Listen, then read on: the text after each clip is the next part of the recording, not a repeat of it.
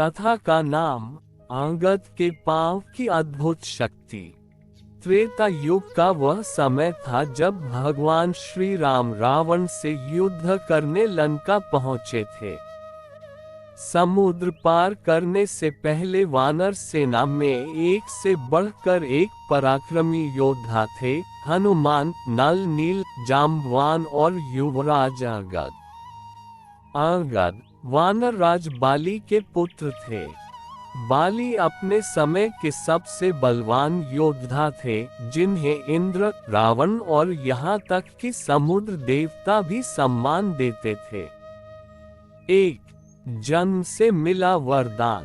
अंगद के जन्म से पहले बाली ने भगवान शिव की कठोर तपस्या की थी।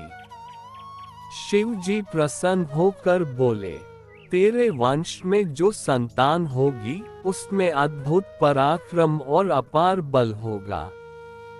उसका एक पैर भी पर्वत को हिला देगा और उसकी गति वायु से तेज होगी। यही वरदान अंगद को जन्म से ही मिला। 2 बाली की शिक्षा। बचपन से ही बाली ने अंगद को युद्ध कला, गदा युद्ध और संतुलन की शिक्षा दी। बाली के पास अपार बल के साथ अद्भुत फुर्ती भी थी।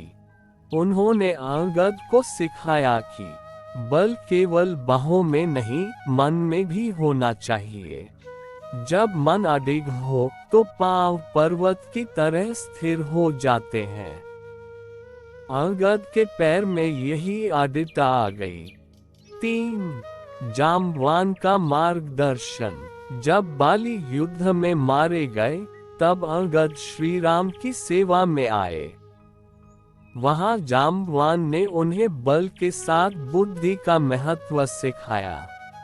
जाम्बवान ने अंगद को एक विशेष साधना करवाई जिसमें वह अपने प्राणों की ऊर्जा को पैरों में केंद्रित करना सीख गए।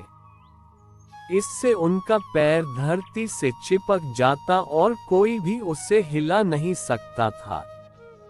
4 रावण की सभा में अद्भुत कारनामा। युद्ध से पहले श्री राम ने अंगद को दूत बनाकर रावण की सभा में भेजा।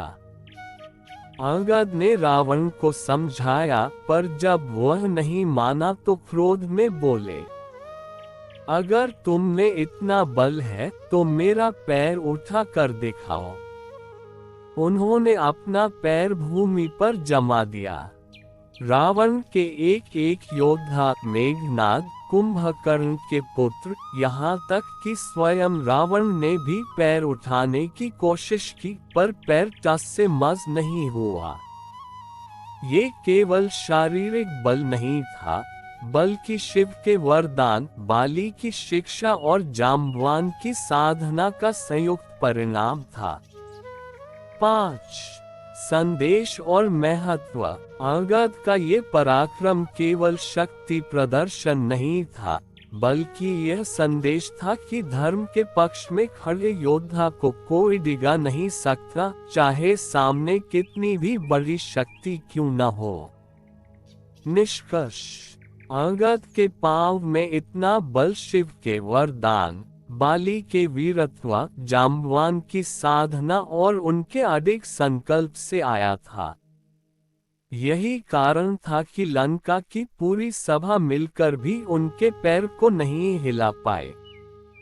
अगर आप चाहें तो मैं इसका सुंदर 16:9 चित्र भी बना सकता हूं, जिसमें अंगद रावण की सभा में पैर जमाए खड़े हों और सभी योद्धा उसे उठाने की कोशिश कर रहे हों।